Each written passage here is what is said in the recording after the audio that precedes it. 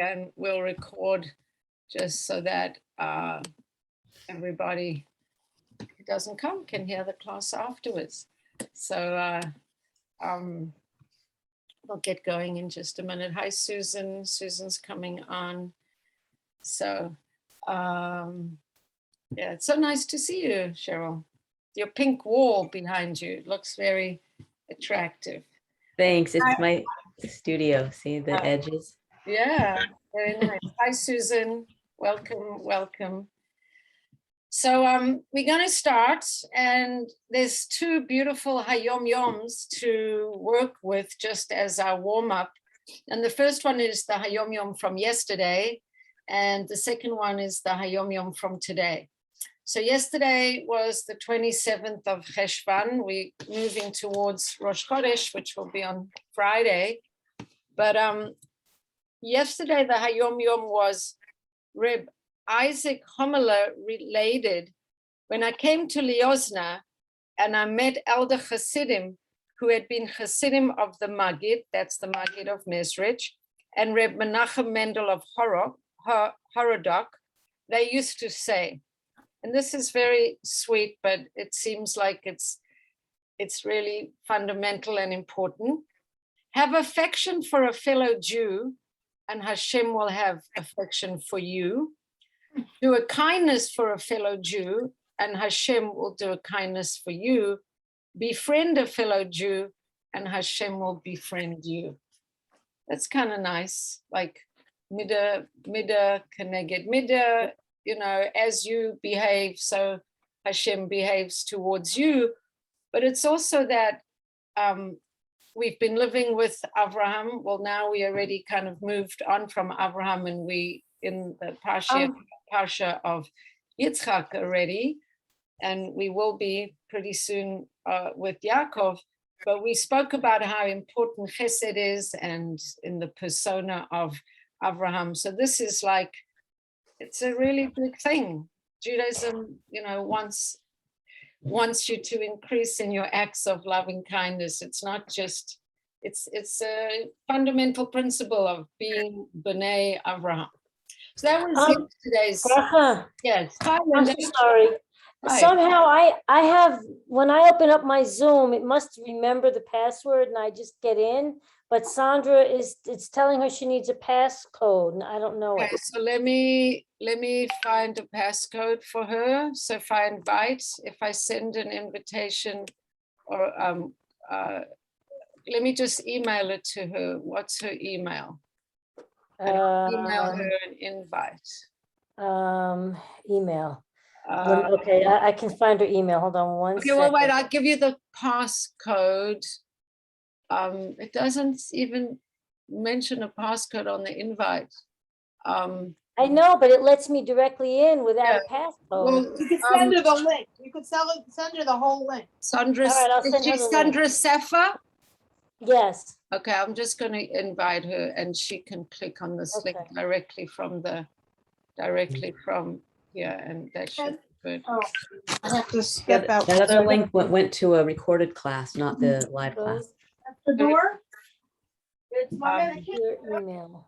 Okay, I hope that's going to be good. I just sent her a direct invite from the class. The other link was to a recording, not to this live class. Well, that's not good. Okay, that's not good. Okay, so I hope that she gets on now. Okay. So wow, that's not good. Okay, so today's Hayom Yom, which was also, I thought, very powerful, was today being the 28th of Cheshvan. And this is also like a fundamental principle that we can literally change the way we view every single thing that happens to us if we key into this idea. And that is that the concept of divine providence, which we call hashgacha pratit or hashgocha pratis, depending on how you pronounce your Hebrew.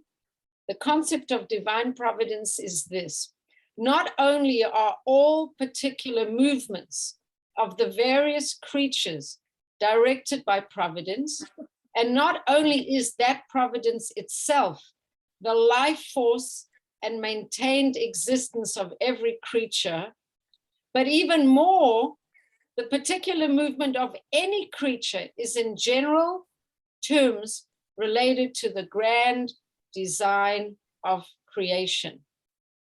The aggregate of all individual acts brings to completion God's grand design in the mystery of all creation.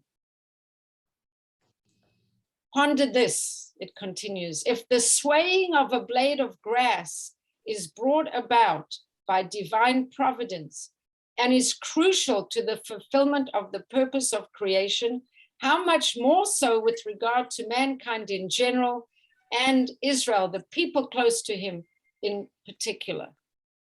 What do you think about that? Does that elicit any comments from you? Because I think that's pretty powerful. Does it elicit any comments or thoughts or ideas? Anyone want to say anything? I had a little thought like that today when I was walking past my neighbor's lawn, which is to perfection, you know, all the people that come and treat it and the lawnmowers and it was that little wind. And I was watching the blades of grass move, and it was like an orchestra because there were so many and they were so perfectly moving together. And I had a little bit of that kind of thought today because I've learned it so many times. Right. I mean, it says that stunning. the blade of grass doesn't grow unless Exactly. there's a malach, an angel that says to it, grow. And the chiddush of the Baal Shem Tov was every single blade of grass or leaf, if it falls from a tree this way or that way, it's divine providence. So I That's what don't I'm know. referring to. I should have said that. So we're still looking for a passcode for this. I'm gonna go into my Zoom account and actually try and see if there's a Zoom, if there's a passcode, because it could be, I don't know what it is, if there's a passcode, because Can you send her the link, the entire link? I did, I emailed it to her, and I'm just gonna see if I can link in and see if I can, I'm having to log in and see if there's any kind of password. I'm sorry. If you go to Wednesday, October 27th, Learning Tonight at 8 p.m., that's the link. It ends in 0314. What, the address of the meeting? Yeah, that's what I went to. I just went back up because you said they're all the same. I Yeah, just went to that one the week earlier. yeah, they're all the same, but I'll try and see if there's a passcode, and I will sign in and see if there's a passcode, because No, I think the passcode is only for the replays that you send. no, yeah, I think the passcode is only for the replays, but Yeah, I'm gonna try to send it to myself and then put it in the. I'm sorry. Cheryl, I feel like I know you now. So exciting. I know, right? It's great. Okay, so I'm coming in and I'm going to see about this meeting if there's any passcode, because I don't think there is a passcode. No, I don't think so. I Uh, sent you that other link. Yeah, it's not even coming up here. Hold on, Yeah. I'll paste it here. Yeah, I'm not I having, sent that to her, the one from last week. I don't know where it is. I'm not. That one should do it. She's coming in. She's coming in. Yes. Okay, Victoria. Who is it? Victoria. Victorious, yeah. Okay, hi Oh, Sandra. this- Okay, so we find Yes. Sandra, she's coming in. I need everybody else now to come in. Let's see. Okay, so there she is. Okay, Yes, Where's- she is. oh, there, okay. So she's coming in. Oh, thank you. Welcome, welcome, welcome. Okay, so now, okay, so here we go. So let me just make sure she's in. She's in. Hi, Sandra. It says connecting to audio. Yeah, she's coming in. She's coming in. Okay. It's like she's giving birth to her. Sorry. Right? Looks like we're giving birth to her. Coming, it's coming. It's coming. It's coming. Yeah. All right. I just want to make sure that she's in. There Well, now she's there twice. And she's Yes, you. Finally. in twice. Thank you. Okay. All right. Okay, so let's go. So we're talking about the fact that every single thing that happens in creation is directed and guided by God's divine decree. That there isn't a single person who's not where they need to be when they need to be there. That's pretty awesome. That can be a life-changing idea, that every single place you are in, you're meant to be in that place. And whatever situations and challenges that you happen to find yourself in, you're meant to be in those challenges, handling those particular things, because constantly making choices, but we are guided. God guides and creates reality in response to our choices, and every choice we make opens up vistas that Hashem has kind of placed in front of us. If we chose the left path, we'll open up vistas on the left path that Hashem is placing in front of us. And if we choose the right path, we're going to open up vistas and opportunities that Hashem has placed on our right, turning right. So we're making choices, and Hashem is constantly placing things in our arena for us to engage with and deal with, and that everything is part of divine decree and divine design. So I think that's like a really awesome hashkafa, a view with which to reality that can really be life-changing, that God doesn't make mistakes. You land up in a situation, you know, whatever your situation is, whether it's you had a child with, with issues, or you lost a child, God forbid, or you have a marriage that didn't work out, or your child got divorced, or whatever happened, and hundreds of things happened. That's what needed to happen. That's what Hashem wanted to happen. And we don't always understand why, but it is not random. There's divine design in all that is going on. So that's the Hayom Yom, the warm up, the little piece of Chassidus that is bringing, giving us a little pause for thought before we come into the Parsha. So now coming into the Parsha, this Parsha is Toldot, and it's interesting. It's the actual definition of Toldot means descendants, or this is the family, these are the generations that come from Yitzhak. And I actually think that I want to share the screen, because there's going to be, let's see. Let me try and, let's see. It's so, the text is so beautiful that I want us to be looking at it and seeing it inside, because there's so many things to appreciate and relate to and explore, and I want us to see it inside.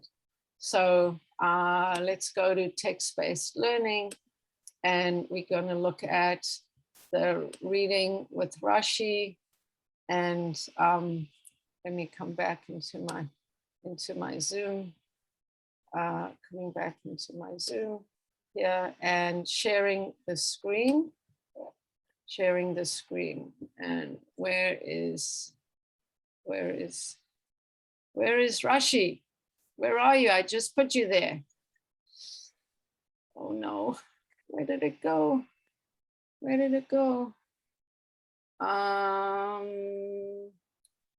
I just found it, and now it's not there. So let me find it again. There it is. And why can't it come when I'm in Zoom? If it doesn't come, I'm gonna just have to read it to you. Okay, I've shared the screen many times before, and I don't know why it's not coming. Okay, advanced, files. Okay, I seem to be having some technical difficulties today. Okay, I'm gonna try one more time to find that screen. There it is. And why is it not coming in my Zoom? Okay, forget it. All right. So we're looking at, these are the descendants of Yitzhak, the son of Abraham. Abraham had fathered Yitzhak. And Yitzhak was 40 years old when he married Rivka. And we know that Yitzhak davens because Rivka doesn't get pregnant right away. And in this week's essay, Rabbi Jonathan Sachs makes an interesting point. He says, land and children, by every other nation, kind of people live in a land and they have their land. The Irish are in Ireland and the Romans were in Rome. Many nations had their land, but for the Jewish people, land is always a struggle. And it seems like having children is always a struggle too. So Avram and Sarah struggle, and Yitzhak and Rivka struggle to have their child.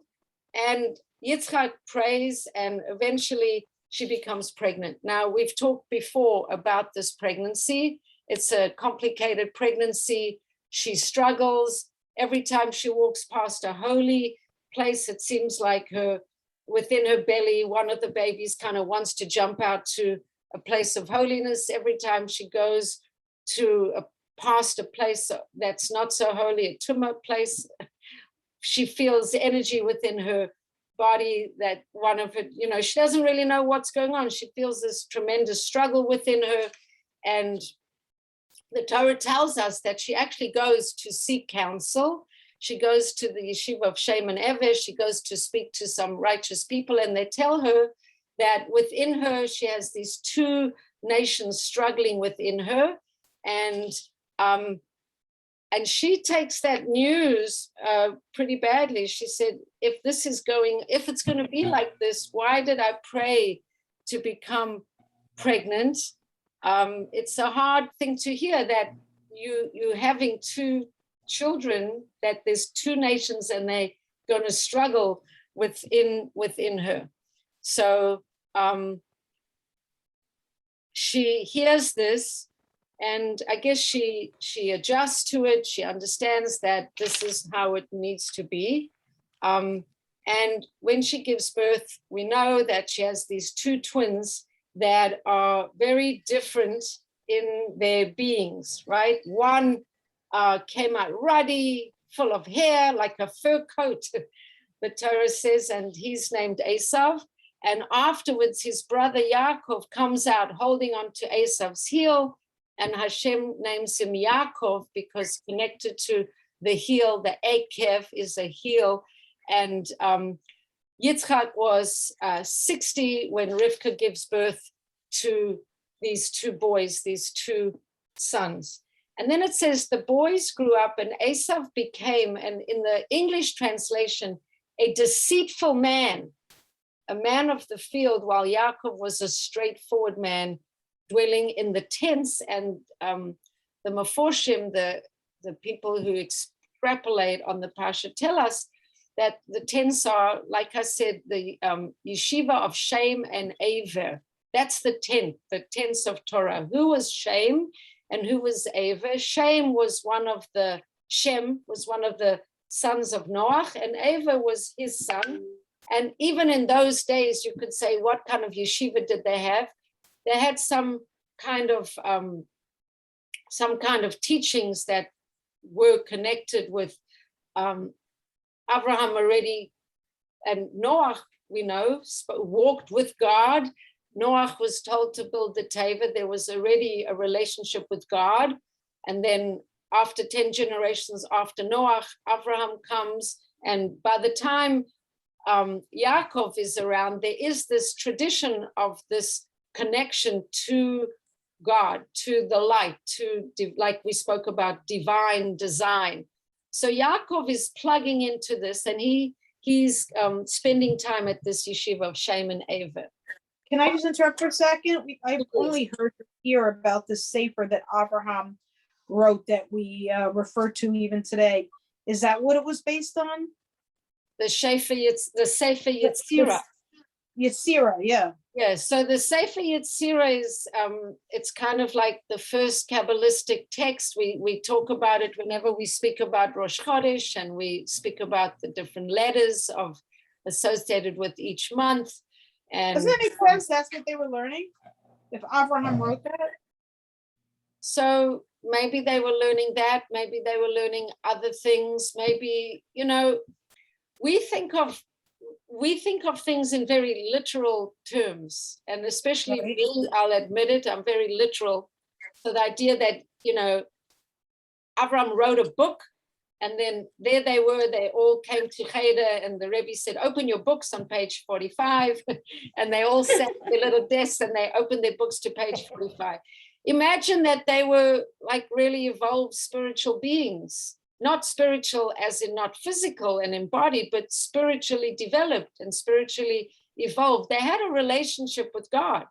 They had a spiritual connection. They were, Noah, God told Noah, build a teva. He had a communication, he had a conversation. Abraham was told by Hashem, lech lecha, go to the land, I'll show you. And they had all these communications. So when they studied in the yeshiva of Shem and Ever, what it means for them to study, meditate. We spoke about before that, Avram would meditate. He was sitting in the entrance to his gate. Yitzhak was in the sea, in the field. I think the word was lisoach.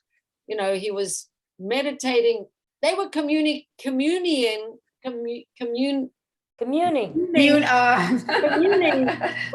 know the word you're looking for. Reality and learning about the secrets of creation. Was it from that book? I'm sure that, the secrets that contributed to that book and things all around, that they had. We know that Yakov went to that yeshiva for 14 years. He disappeared. Rashi's counting all the years that Yakov was alive and how old he was when this happened and how old he was when that happened. And then Rashi says, and there 14 years that he was just lost. We don't know where he was. He's like, oh, he was studying in the yeshiva of Shem and Ava. So what was he doing there for 14 years? Somehow there was stuff that they were channeling, imbibing, connecting to, embodying. I don't know if we know exactly what it is and was, but it was something that becomes the root and the seed of everything that comes later. Yakov passes that on to his 12 sons. That's our Masorah, but was it so literal in a book? Maybe, yes, and much more than the book. So I don't know if that answers your question, Susan. I hope so. Somewhat. Yes? Yes, for sure.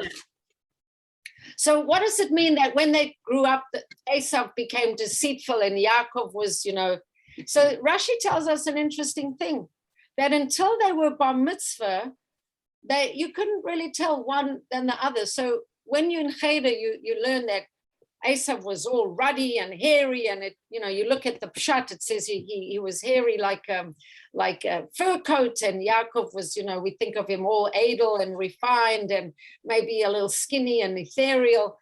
But Rashi actually tells us, as long as they were young, they were not distinguishable by their actions, and no one paid much attention to their character. However, once they reached the age of 13, Yakov went one way and Esav went another way. So just to make it more subtle in our minds, that it wasn't so crass, that literally till they were, this is the words of Rashi, they were indistinguishable.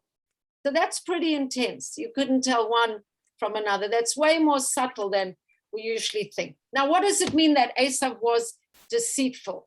So Rashi tells us that he knew how to trap, latsud, with the dalet at the end, latsud.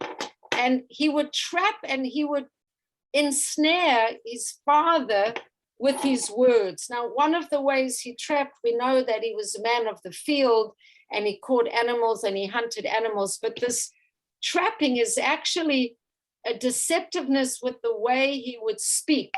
And Rashi brings an example, and he says, he would say to his father, Tati, how does one tithe salt and hay? Which really means that he wanted to look as if he was very meticulous about the law. Now, tithing salt and hay, that's like trying to be more pious than the pious, because halachically, actually, I don't think one needs to tithe salt or hay. According to the rabbinic obligation, neither one needs tithing. So he's trying to impress his father and make as if he's so righteous that he's like, Abba, or Tati, it says your father, how do you tithe hay and salt? So the text is telling us that he was sly. He was cultivating a persona that was not honest and authentic. So also it says he was a man of the field. He hunted, beasts and birds, and he hunted beasts and birds with his bow. And then it tells us Yitzhak loved Esav because he would eat what Esav hunted, while Rivka loved Yakov. Now, we're going to come into an interesting little story here in the Chumash. And before we even go into the story, it's just an interesting thing to say that the Jewish tradition tells it like it is, and it doesn't try to whitewash the characters and make them look less human than they are. We read some stories that I've said before are X-rated.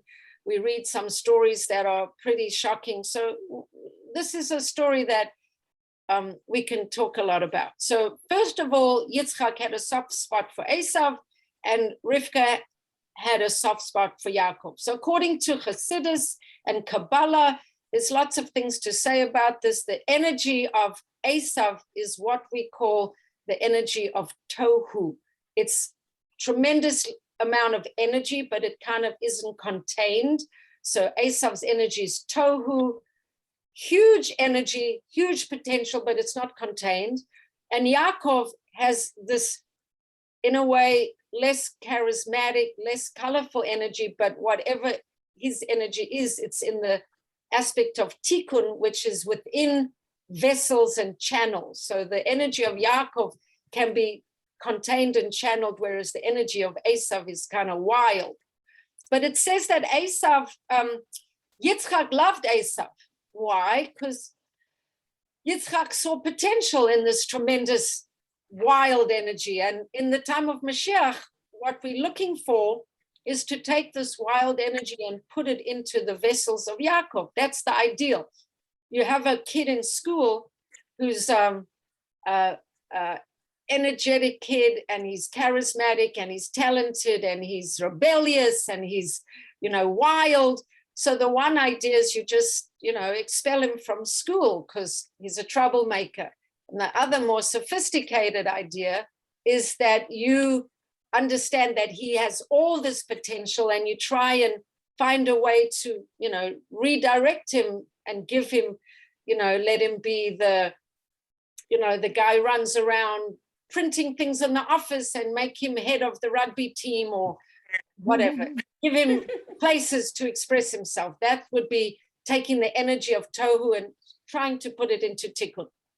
That's a different shir, and it's a beautiful shir about, tohu and the power of tohu and the energy of tohu. And I think Karina will remember we've spoken about that before, but we're going to stick a little bit more with pshat now. So Yakov is cooking a stew, and Esav comes from the field exhausted. And Rashi says, why was he exhausted? And this is like a really intense Rashi. Rashi says he was exhausted from murdering. Wow. And what really Rashi says his soul was exhausted. Ayafa, through murdering. That's a pretty intense thing to say, that he was busy with murdering. But Rashi tells us that if it was just hungry and thirsty from being in the field, they would use a different word. But Rashi says, and we know that Esav really was quite a wild guy, and comes home and he's very tired, and he says to Yakov, he sees Yakov is cooking a stew. And we know from Rashi that the stew was lentil stew, and we know why he was eating lentil stew. Why? Because Abraham had just passed away. And why was Abraham just passed away? Because Hashem liked it that Abraham was very happy with his days and happy having a lot of nachas. And if he would have lived a little longer, another 5 years, he would have seen his grandson, Esav, doing a lot of really bad things, marrying the wrong kind of girls who were into idol worship, girls who didn't listen, to show any respect to Esav's parents. And so Hashem did him a chesed and he made him pass away. Instead of at 180, he passes away at 175 as a kindness to Abraham. So now Yakov is cooking this lentil stew for a mourner, because a lentil is round, and we learn a lot of things about the mourning from this round lentils. And Esav comes home and he says, and the way he says it, and I wish I had the text, but you can look at it later, he says to Yakov, pour down my throat right now some of this red stuff, because I'm exhausted. And that's why they call him Edom, red. And so Yakov says, as sure as today is today, sell me your birthright. You want the stew? Sell me your birthright. Which is interesting because Yakov is a righteous person. He spent all this time in yeshiva, and he has a feeling that Esav, as the firstborn, is supposed to be the Bachor, and he already has an understanding that Yakov is not worthy to offer sacrifices for the Holy One, the source of blessing. Now, this is also a little mystical, because were they already offering sacrifices? What kind of sacrifices were they offering in those days? There wasn't a temple yet. Is this metaphorical? Is this, spiritual? On some level, Yaakov intuits that Esav shouldn't be the one to receive the primary blessings from his father. But it's interesting because Rashi says he's not worthy to offer sacrifices for the Holy One, the source of blessing. What sacrifices? I'm not sure, but Yaakov feels that it's a good deal. He'll give him the lentil stew, and Esav will literally give him the blessing. And then Esav says to him, the way Esav answers, he says, look, I'm going to die anyway. What's the birthright worth to me? I don't need this birthright. But Esav says specifically, I'm going to die anyway. And Rashi says, what does it mean, I'm going to die anyway? He says that if you're actually a Kohen, because in the old, there's a bit of a time warp, but if you're a Kohen and you're offering sacrifices in the temple and you're not pure and you're not behaving in the right way, then you could be punished. Your punishment, you could actually be liable to the death penalty. So in some way, even though there wasn't a temple, even though there wasn't that formal structure, if you serving as the firstborn and you holding that tradition and you representing the family as the firstborn and you're not worthy of it, you could die. So Esav says, I don't want this birthright. It's of no meaning to me. And then Rashi also says, and he felt that there was something spiritual to this birthright and he scorned it. I'm not interested in this whole lot of stuff. So Yaakov gives Esav the bread and the stew, and he eats and he drinks, and he scorned his birthright. Okay, and that's the end of that little story. And then we go into another story, which I'm going to skip, that Yitzhak gets very prosperous. There's a famine. He doesn't leave Israel like his father does and go to Egypt for food, because God says, you're too holy for that trip. That was okay for your dad. You can't leave Israel. You're so holy. He figures out a way to get through the famine. We have a lot of, he gets very blessed, even though there's a famine in the land. It says he sowed the ground in that land in that year that it was a famine, and he was still 100-fold increase in what he was able to reap from his planting. So God was really blessing him. So he stayed in Israel. It's almost like the farmers now with Shemitah. You follow the rules of what God says. It's a Shemitah year. You're not going to plant. You're not going to harvest, but somehow you still, when you follow God's rule, you will be blessed abundantly. And he's so prosperous that he's so prosperous that the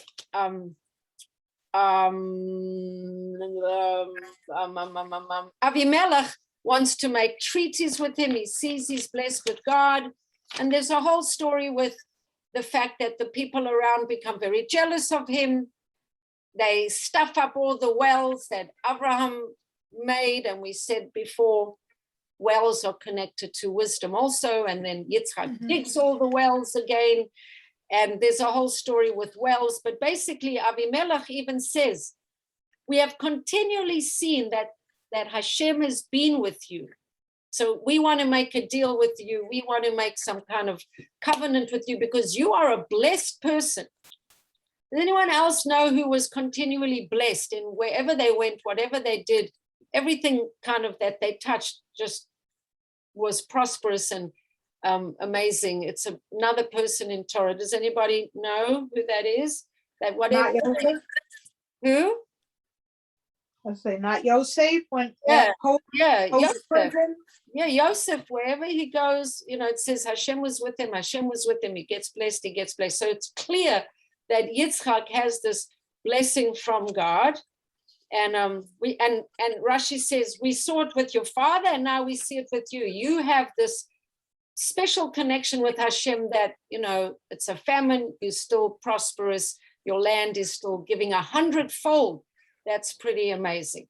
Now, what happens? Esav is 40 years old, and he marries Yehudis, the daughter of Be'eri the Hittite. And Rashi says, the fact that he married at 40 is another part of his deceptiveness, because what does Rashi say? And Rashi is really not very complimentary. He says Esav is compared to a pig, because it says the pig from the forest ravages Israel. What does it mean?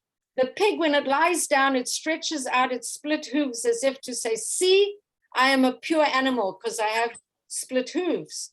But the pig doesn't chew its cud. So it's not really kosher.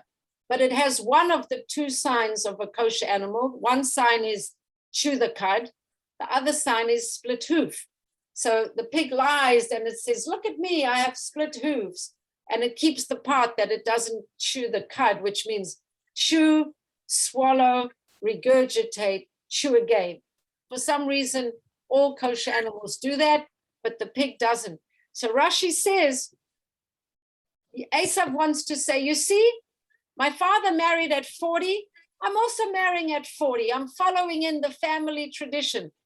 But what Esav doesn't tell us, everyone, is that for years, he's been abducting wives from their husbands and abusing them. Rashi says this. But when he's 40, he says, my father married at 40. I'm going to get married at 40. So pretending to be righteous. Anyway, now. How could Esav marry someone named Yehudis and that we name people Yehudis? Well, there's other Yehudis, because there's the Yehudis from the Hanukkah story who was righteous, and I guess it's not just this Yehudis. Was this the only Jewish Yehudis then? Because he married non-Jews, so this was the Jewish one. That's why maybe he said, I'm marrying. She was not Jewish. She was the daughter of Be'eri the Hittite. Ah. He also married Basimas, the daughter of Elon the Hittite. And both these girls were rebellious against Yitzhak and Rivka. And Rashi says, Yitzhak gets old and his eyesight is failing. And Rashi says, what happened to his eyesight? These girls that were not Jews were offering idolatrous incense, and somehow it affected Yitzhak's eyesight. Now, this is obviously a metaphor, because Yitzhak wasn't spending all the time in Esav's home or in the homes of his wives. But Rashi says the smoke from the idolatrous incense offered by these women affected Yaakov's sight. And it maybe he knew about it spiritually or something, but it affected. Anyway, another explanation of why Yitzhak's sight was affected is a beautiful midrash, that when he was on the altar and his father had been told to sacrifice him and his father's hand was lifted up with the knife, it says the angels, tears were dripping from their eyes and fell into Yitzhak's eyes, and his eyes were dim. And the third explanation is that his eyes became dim, especially so he could bless Yakov. So now what's going to happen now? So Yitzhak calls to his son Esav, and he says to my son, and Esav says, here I am. And Yitzhak says, I've grown old and I don't know when I'm going to die, but I'm coming to the age of when my father died. I'm around 175. I need you to go do something. Sharpen your weapons, your sword and your bow. Go out to the field and catch some game for me. Rashi says, make sure it's not stolen, because Esav wasn't always so careful about that. Then prepare for me delicacies in a way that I like, and bring them to me so that I may eat, so that my soul may bless you before I die. Now, this is very important, what happens next. Rivka is listening while Yitzhak is speaking to Esav. Esav goes off to the field to catch some game and to bring it. Meanwhile, Rivka tells Yakov, her son, saying, I've just heard your father speaking to Esav, your brother, telling him, bring me game, prepare it for me with delicacies so I may eat, and let me bless you with Hashem's approval before my death. Now listen to powerful Jewish woman affecting all of history forevermore. We saw Sarah, powerful woman, sending Hagar out, sending Ishmael out because she didn't like the way Ishmael was playing, maybe sporting, mocking. We don't know what he was doing because it says mitzachek, which is laughing. Rashi says could have been abusing. Now I read it could have been playing bows and arrows and looking like it's an accident, but really trying to kill him. So Sarah says, forget this, he's going to go out. Now Rivka says, listen, my son, listen to me what I'm going to command you, not suggest, command. Go now to the flock right in our backyard, my own personal flock, take from there 2 choice kid goats of mine. And the Rashi says that Yitzhak kind of gave her in the marriage contract that she should have her own animals. They were her own private, like they were really hers. It says Yitzhak had written in a kasuba that she could take 2 kid goats every day, written in the kasuba. So she says, take 2 goats of mine. I will prepare them as delicacies for your father in a way that he likes. Then you'll bring them to your father. He will eat so that he will bless you before he dies. That's pretty intense. She's deceiving her husband. She's telling her son to impersonate his older brother. And then Yakov says to his mother, but Esav, my brother, is hairy and I'm smooth skinned. Maybe my father will feel me and consider me an imposter, and I will bring a curse upon myself and not a blessing. And his mother says to him, my son, I'll carry it. I'll carry that curse. Don't worry. Just listen to me and go take from my goats. Wow. That's It's a real dilemma for him because he was an honest, straight person who didn't lie and cheat. So Chassidus has a lot of things to say about this. I'll tell you the next part and then I'll give you the Chassidus about this. His mother says to him, my son, let your curse be on me. Listen to me and go take from my goats. And he went to the goats. He brought them to his mother. His mother prepared them. And then it says, and this is beautiful, and the Rashi on this is really amazing. First, I'll tell you the Rashi, and then I'll tell you the Chassidus. Rivka then took the cleanest clothes of Esav, her oldest son, that were with her in the house, and she fitted them on Yakov, her youngest son. And then she takes the skins of the kid goats and she puts them on his hands, the smooth parts, and the smooth parts of his neck. So she puts it on the back of his neck and she puts these skins on his hands. First, I'll tell you the Rashi, because it's beautiful. So the Rashi is that the Gemara quotes one opinion, that one of the exceptional things created at twilight before Shabbos of the first week of creation were the garments of Adam Harishon, of Adam, the first man. And these garments probably absorbed the scent, the smell of Gan Eden. And then Rashi explains that this garment had every sort of animal imprinted on it and was subsequently handed down to Nimrod. Remember who Nimrod was? Mm-hmm. Nimrod was the bad guy who threw the bad guy, right? The furnace. But Nimrod was also the father of Eliezer, we learned, right? Nimrod. Nimrod had this clothing. Nimrod was a powerful hunter.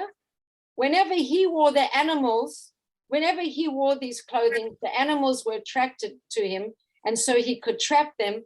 How did Esav have these beautiful clothes that had all these smells of Gan Eden and attracted the animals and everything? Did he steal them? Rashi tells us Esav killed him in order to obtain this garment, and thus also became an Ish Yodea Tza'id, a man who knew how to hunt in this way and to trap. So that's kind of interesting on the shot of these clothes, because when he walks in front of Yitzhak, Yitzhak says, wow, I smell Gan Eden. He's smelling maybe from the clothing, he's smelling Gan Eden. But what's the Chassidus on this? The Chassidus on this is that Yakov was a learner. He was in the tent. He was a cerebral, intellectual person. And in a way, Yakov faced the challenge that a lot of Jews and Jewish nation right now facing, that Yaakov's experience was a little bit cerebral, not embodied, not enough a man of the world. And Rivka is saying to him, Yakov, I want you to get these blessings from your father, but you have to embody more of a worldliness. You have to put on the skins of the animal. You have to get your hands more into the world. And that it's not just putting on the skins and the hair, but it's really taking on some of that, I don't want to say macho, but in a way, worldliness of Esav, so that you really can become a vessel for the blessings. So kind of man up a little, but in a way of get more into the world. So that idea of putting on the skins has a Hasidic extrapolation. Anyway, he puts them on. She makes the food, she makes the bread, and he comes to his father and he says, my father. And Yitzhak replies, he comes to his father and he says, my father. And Yitzhak says, I'm here. Who are you, my son? And this is very delicate and subtle. And Yakov answers his father and it says, it is I. Pause. Esav is your firstborn. Esav, your firstborn. So it's a little manipulative. He says, it is I. Esav is your firstborn. And then he says, I've done as you told me. Please get up, sit and eat from my game so that your soul may bless you. And Yitzhak says, wow, you did that really fast. How did you manage to find everything so quickly? And I guess Yakov lets it slip because his answer so much is to be with Hashem. He says, Hashem, your God, arranged it for me. He mentioned Hashem right away. That's almost a giveaway.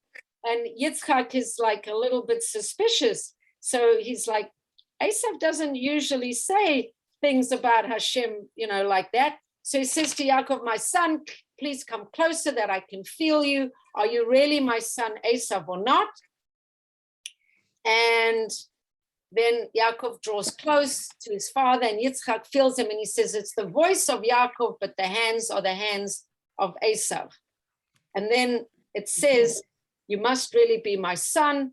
And then he says, give me this food so I can bless you. And he serves him and he drinks. And then he says, please come close and kiss me, my son. And Yitzhak smells the scent of these clothes, the scent of Gan Eden, and he blesses him. What is the blessing that he gives him?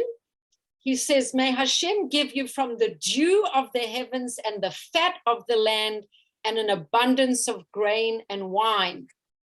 It's interesting. It's a very material blessing. And then the second part is, may nations serve you and kingdoms bow down to you. May you be a master over your brethren, and may your mother's sons bow down to you. Those who curse you shall be cursed, and those who bless you shall be blessed.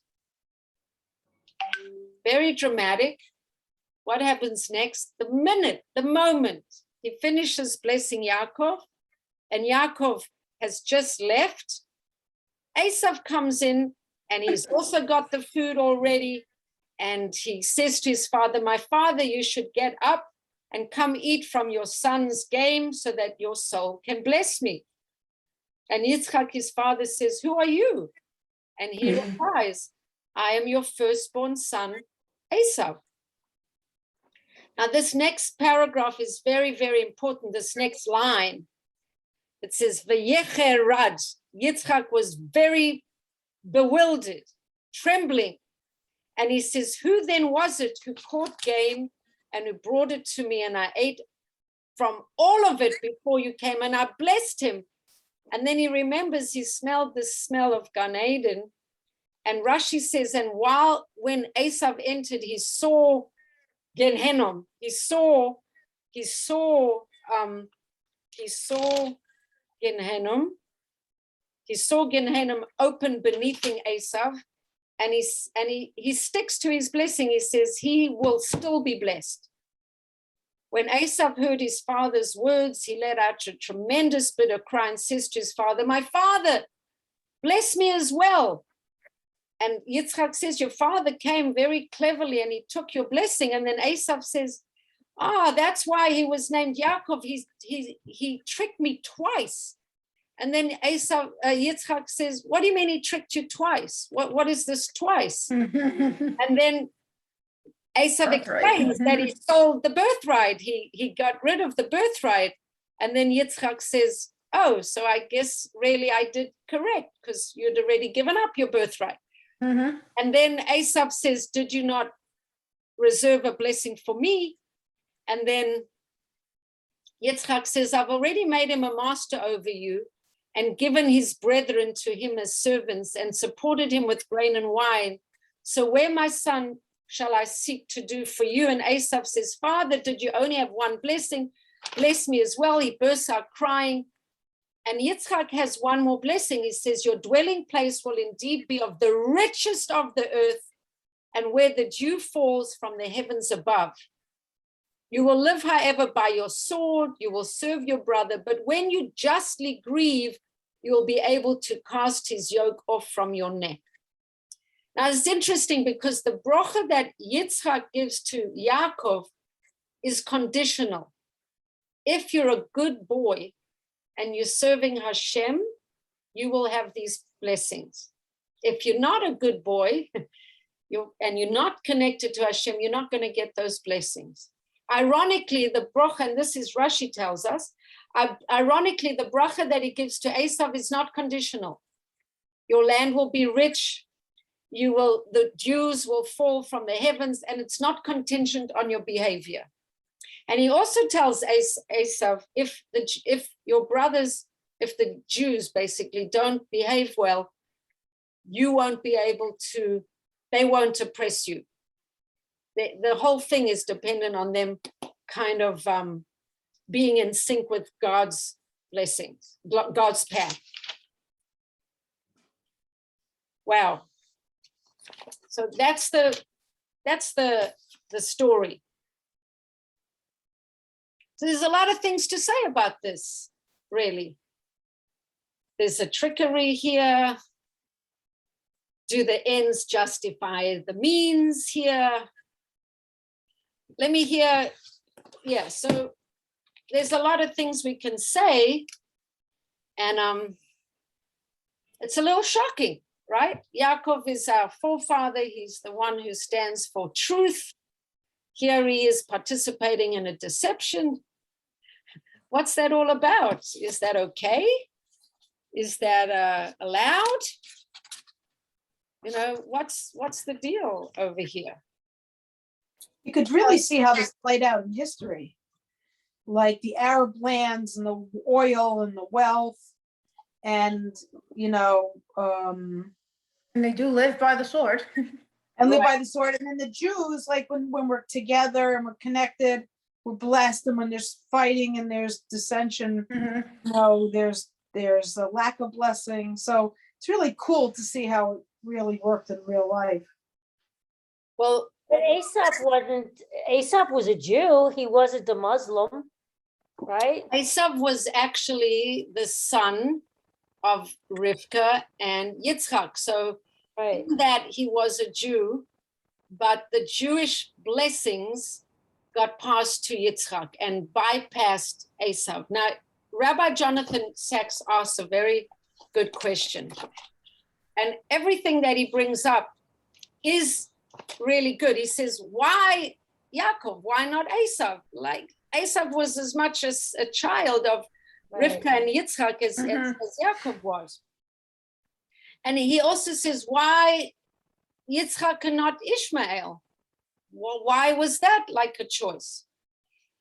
And then he says, it's an interesting thing because if we read Chumash, we see a lot of stories where we saw Hagar being sent out from Sarah. She's cast into the desert. She had a skin of water and some bread. She even sat down and thought her son was going to die because she didn't think she had enough supplies. But then the angel came and said, open your eyes. Really, there's a well right nearby. But we see that, you know, they weren't getting the blessings. They weren't, he was sent out. And now we see that there's this sort of deception. So I just want to read it to you in Rabbi Sachs's words, because he says it so much better than I can. He says that, you know, all these strong emotional situations where someone's excluded and someone's included, and we see like there's deception, it's not really what we would think should happen. And we actually forced at times to even empathize with Esav, like he was tricked and he comes and he's bereft and he didn't get the blessings. And, you know, we can feel their pain and we can feel their loss. But then he says, Ishmael, why Isaac and not Ishmael? Ishmael worshipped idols. He violated married women. He tried to kill Yitzhak with a bow and arrow, making it look like he was an accident. Esav was attracted even in the womb to idolatrous shrines. He trapped not only animals, but he also trapped his father by pretending to be pious when he wasn't. He says the Medrash shows us behind the scenes all these things that Esav and Ishmael do that are not so kosher. But in the text, we don't see this. We don't see this in the text. But we do see that Ishmael was laughing and scoffing, but he says basically what we see is that Esav and Ishmael are men of the field, worldly, animals, trapping, fighting, hunting. And other nations, other people of the time worship nature and the physical world. The sun, the moon, the stars, the rain, the storms, the earth. But then we have this Jewish lineage. And we spoke about Yitzhak being born in a miraculous way. His father 100, his mother 90, coming through almost like a cosmic joke, really. And this idea that the Jewish belief and the Jewish belief system is not about nature. It's a transcendent, it's above nature, it's connected to a spirituality. And Ishmael and Esav don't like fit into that. They're not connected to that. After the flood, Hashem was reconciled to human nature and vowed never again to destroy the world, but he wanted a humanity, he wanted a nation to go beyond nature. And Abraham and all of his descendants are descendants who are going beyond nature. And then this is the point that he made about all, Abraham and Yitzhak and Yakov were promised children and a land, but nothing of that comes naturally. It's all, none of that can be taken for granted. It's all really a struggle and a struggle and a struggle. And he's saying that these Jewish people struggling for all of these things, but always connecting to something above nature, the miraculous, the transcendent. And Jews have consistently shown that you can make a contribution to humanity out of all proportion to your numbers. They've shown that a nation is strong when it cares for the weak, rich when it cares for the poor. Jews are the people through whom Hashem has shown that the human spirit can rise above nature, testifying that there's something real that transcends nature. So the Jewish line is a line of kind of transcending and metaphysical, spiritual line. That's Jonathan Sacks's piece. But my cousin, Yakov Nagen, who has this beautiful essay called Be Becomes Bless, he has amazing essays. He says that even though what Yakov did was correct, he did listen to his mother, and his mother was inspired by heaven, and his mother did have Ruach HaKodesh. Yakov gets punished for this deception, and I'll read you. It says, the Zohar suggests that much of Yaakov's suffering through his life is a punishment for stealing the blessing. Just as Yakov put goat skins on his arms and his neck to deceive his father, who feels him and mistakes him from his brother, Jacob's own sons pull the wool over his eyes by dipping Joseph's coat in God's blood. Jacob is punished measure for measure. And it says, but still the Zohar says that he did the right thing and God approved of his actions, but still he needs to be punished, even though the Blessed Holy One approved those blessings. So this is really subtle. He did the right thing. He did something Hashem approved of, but he still has to suffer the consequences of his actions. He deceived, and so he was deceived himself. And it's interesting because the deception, it says, and why is he punished? He's actually punished for causing his father, not so much that he deceived his brother, but really one of the reasons why he's punished is that the wound he inflicted on his father when Yakov trembled exceedingly.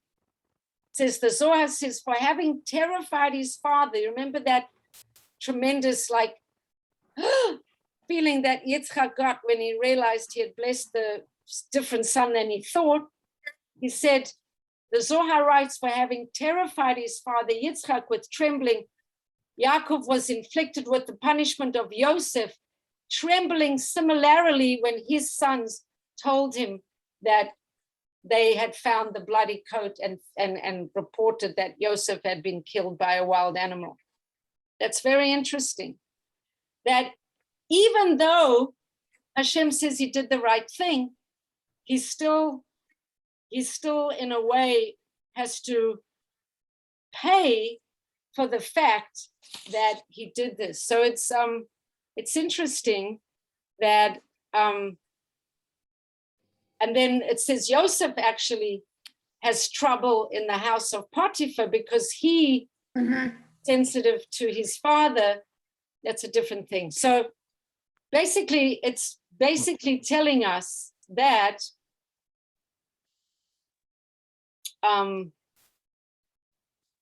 that we, even though he did the right thing, even though he did what Hashem approved of, he still caused suffering to another, and for that suffering, he had to kind of pay a price. And just before I end, it's actually interesting that this idea comes also with Rachel, with Rachel, that, you know, we know that Yakov gets tricked. Yakov gets tricked by Lavan, and then Rachel later, she steals the idols of her father, right? Because Rachel is the daughter of Lavan, and Yakov spent many years in the house of Lavan. And when Yakov decides to leave, Rachel takes his idol because she thinks she'll help him wean off idol worship. But then Yakov doesn't know she has the idol. And when Lavan chases after them and says, "Who stole my idol?" Yakov says, "If any of the people in my camp has it, they should die." He doesn't know that his own wife and beloved Rachel had it. But the idea is that even though she acted out of goodwill, she wanted to wean her father from his idols, it says that she caused her father suffering because he lost his idol and he was kind of a little freaked out. And the Zohar is saying she did the right thing, but she had to pay a price. And what was the price she paid? Because she caused her father suffering, says the Zohar, so she didn't have the merit to have a relationship with her son, Benjamin, because she dies when she's in She's childbirth. giving birth, yeah. It's very intense. It's saying that these righteous people do the right thing, but if they cause suffering to others, they're going to pay the price. So I think that's pretty intense. So it says, Yakov again says the Jew, as opposed to the stereotypical macho Western male, the Jewish person is meant to be extremely sensitive. I would say even excruciatingly sensitive. That that even though these people do the right thing that brings about the correct outcome, they still have to pay a price for having caused others harm or suffering. There was Even though another the people they did it deception when to- Rachel gave Leah the signal for the wedding for Yaakov. Yeah. Was another level of deception. Right. Well, that was Rachel trying to spare her sister. Her sister. from kind of But it suffering. was still another level of deception, and for a righteous reason. And Right. Well, there is a little bit of deception that kind of comes through. Yaakov is deceived by Lavan. Then Rachel, is deceptive around the idol. There is a little aspect of these deceptive I think aspects. the deeper maybe life lesson is that, I don't know, maybe, sometimes even when you're doing the right thing, you may still suffer for it, but you got to do it anyway. Or cause other people to suffer sometimes. Like I had a Right. situation in my recent past where I had to make a decision and I knew it caused someone else incredible suffering, but it was the right decision to make and I had to make it. Now, I caused the other person suffering. Now, for me, I have to understand that I can't take responsibility for the other person's decisions, the other person's life. Like I kind of try to take on too much on myself, but sometimes if we do the right thing and suffering ensures, we don't have to feel guilty if it was necessary, but we can still be sensitive and still appreciate the other person is suffering. Maybe. I don't know. Does anyone else have comments? Because this is there's a lot of such. No, I mean, you still, of course, you're gonna feel bad, even, I mean, I would assume you're gonna feel bad. I mean, somebody's gonna get hurt, and that is always gonna be, and you wouldn't be, you'd be inhuman if you didn't, feel for the other person. You still have to have empathy. Right. And I'm sure Hashem would want that as well. So I still think you have to, regardless. And yes, you're right. Not everybody's gonna, not everyone wins all the time. It's a very, tough pill to swallow, but it happens. It's just, but you've got to be empathetic. I mean, and validate how they're feeling, and say, I'm sorry, you're sorry, but yes, but definitely that's the only, how else are you going to get through it? Because you're going to internalize it, and you're going to be suffering, right, and take on that guilt, and I think it's interesting that Rabbi Jonathan Sachs says that these stories are told in a very clear way about Hagar, about Ishmael, about Esav, so that we should have empathy. We should feel their pain. It's not whitewashed. We should have empathy for them and still understand what needed to happen. But that we need to, it's not in this essay, but I remember, I think I read it and shared it around a different topic where he speaks about the need to feel empathy for the other characters, that this pain and suffering isn't left out of the story. But it also, suggests to us that life isn't simple. Like there's complexity in these stories and in these relationships. Yeah. Cheryl, do you have any Morality is not simple. comments? Morality and ethics are not simple. Right. Do you have any comments, Cheryl? I'm just still actually stuck on the fact that you said Nimrod's father was Eliezer. Like The other way around, wasn't it? yeah. Nimrod was the father of Eliezer. Yeah, sorry. Eliezer was the son of Nimrod. Right. oh wow. And then know that either. I Eliezer know that becomes Eliezer. Later on. Who does he become? Well, Because Eliezer is the servant of Abraham. Abraham, but Faithful something servant. happened. They had an remember they were going together, and he made Eliezer like stay someplace, and he kind of and then it kind of turned him off, and he's actually somebody else down the road. I don't know, but Timmy Rothschild, we learn with him every night, and he told us this, and now I don't remember who it was. I'm going to find out, and I'll let you know. in last week's parsha, when Abraham is sending Eliezer to find a shidduch for his son Yitzhak, he makes Eliezer promise that he will go to the family where Abraham comes from and not take a woman from around. And Eliezer has a daughter that he would very much like to suggest as a shidduch, because he's Abraham's faithful servant, and Abraham has to sort of tell him, I'm sorry, but you come from the line of Ham. That's what happened. From Noach's three sons, Ham, Shem, Ham, and Japheth, and Ham was actually cursed, and Ham's son is Canaan, and from Canaan comes Nimrod. And so Eliezer, we spoke about Eliezer being like this hidden spark, that he comes from a kind of clipper dicker place, a place of darkness, but he's the spark. But still, Abraham says, your daughter can't marry into my family. You got to swear to me that you'll go find someone from my family. And so Eliezer has to kind of accept that. But he was the son of Nimrod. Yes, but he definitely does become somebody down the road, an enemy. I'm going to ask Tivia tonight when he calls. I'm going to find out, because he does. Yeah, and we can post it on the chat. Anyway, so does anybody have any other comments or questions, queries, quips? So sorry, I just have to run. I have to get a call right now. Yeah, I'm gonna say good night, everybody. Thank you. Awesome. That was Thank really, you. I loved Good it. night. I loved it. Have a good night. All the Thank you best. so Thank you much. very much. I loved it. It was great. Thank Yeah. you. Thanks, Linda. Okay. Bye. All right, bye. Bye-bye.